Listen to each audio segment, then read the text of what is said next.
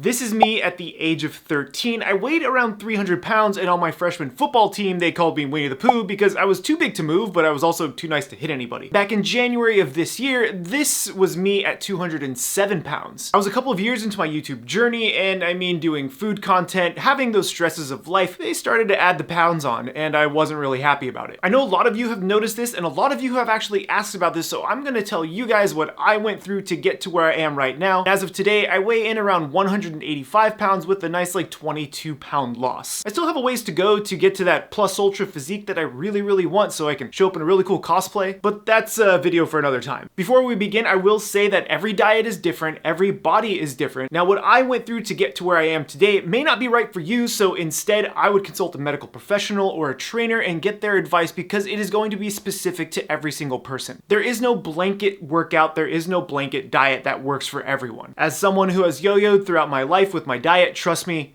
I know. There's 4 primary things that you need to look at when you are on your own journey. Looking at the data, be consistent, trust the process, and trust your trainer. Now, my trainer Mario was nice enough to come on and give you guys a few key points of advice on how you can start your own fitness journey. Number one, for sure, is having a clear goal and direction in mind. Like for you specifically, we said when I get that body fat percentage below 15%, that would give us an instant direction about what we need to do. And then I think the other part here is massive. It's just that accountability and psychology, right? Knowing that you have someone there looking over you through the entire process and that someone is there to help you pick you up if you do make a mistake, and ensuring that you're not going to just go on your own and just make some mistakes, I think was really huge. And overall psychology, I think we emphasize a lot of consistency over perfection and really understanding how to not rely as much on motivation and discipline, but really focus on building habits. I think that was really the key here, just for you to have your own routine so you can execute and without thinking, am I motivated today? Am I not motivated? How do I feel about it? I think beginners always get caught up in this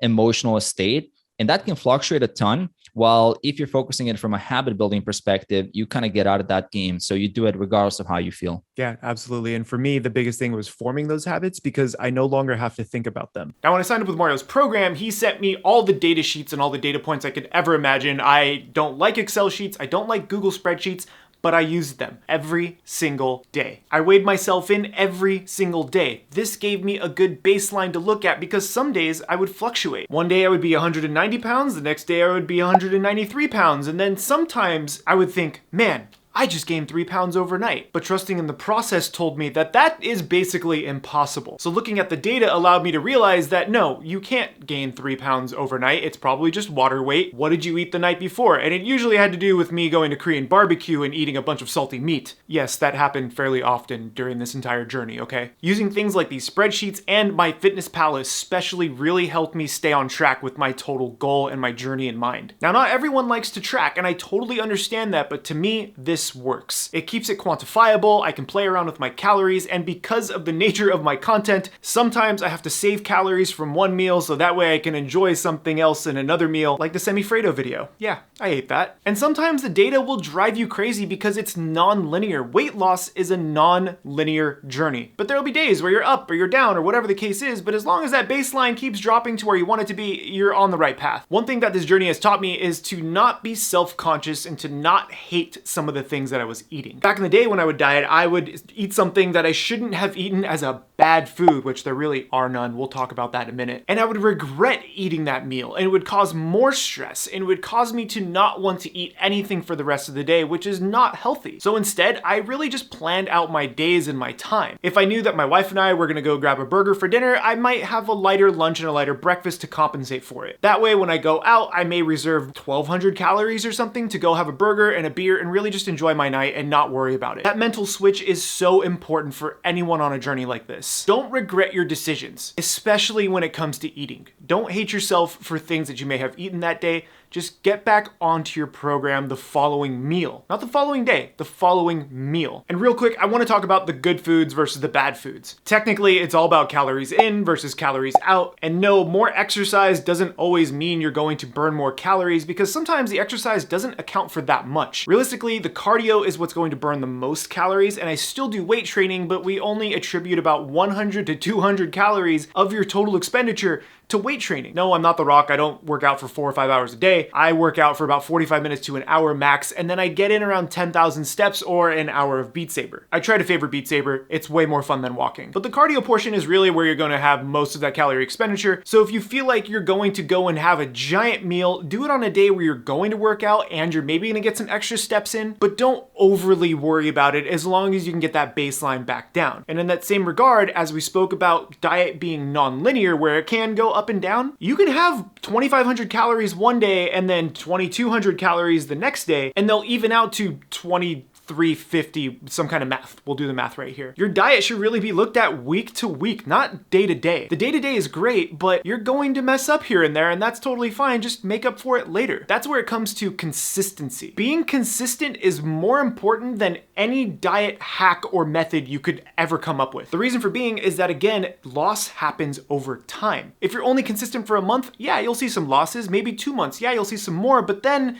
you may start to plateau. I plateaued hard for about 3 or 4 weeks, but I kept going because I knew the process would work. Lo and behold, I ended up going from 190 to 185 in a very short time period, even getting sick from COVID and things like that. As long as you trust that process and you are consistent, you will continue on your journey without having too many factors that interrupt the process. And remember, keep it simple. Your consistency creates habit. Habits can be achieved if they're simple. Things like I wake up every morning, I have coffee, and I go for a small walk. Or maybe you don't want to go for a small walk. Maybe you jog in place and watch anime every single morning or every single evening. But having that consistency and keeping the method simple are really going to allow you to create habits. So this way you're not using willpower, because willpower is finite. Willpower is very finite. I would rather use my willpower for when I have to get through an edit and really make sure to dial it in versus my willpower to think about what I'm gonna have for breakfast, lunch, or dinner. My breakfasts are basically microwaved egg whites, some kind of a carbohydrate, maybe a couple of pieces of toast or some rice, some kind of a vegetable, usually a kimchi or a fermented vegetable because they're just in a jar and it's really easy. And that's basically it. That's my breakfast, literally every single day for the past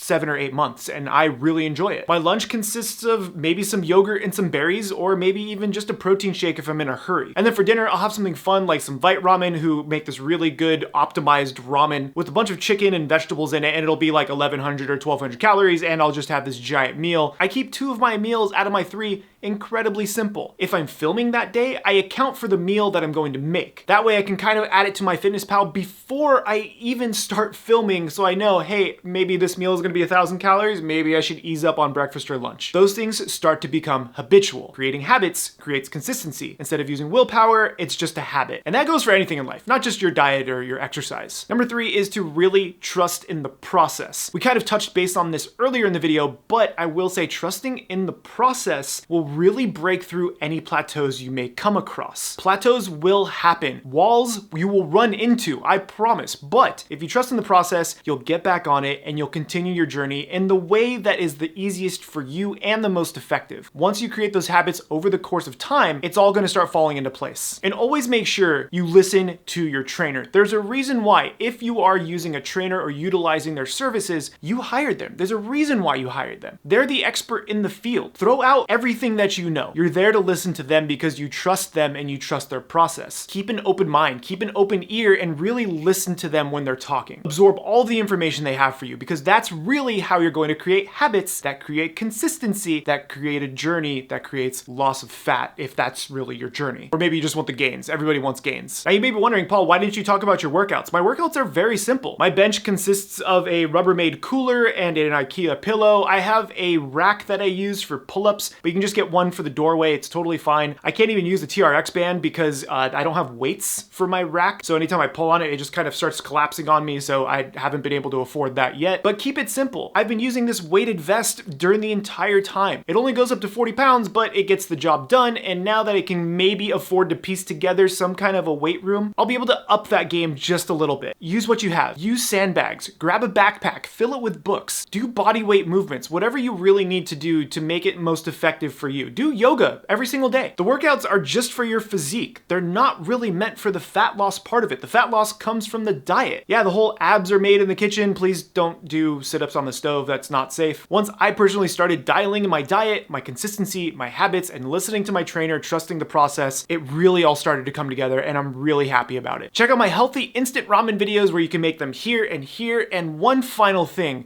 remember to go plus ultra and keep playing with your food.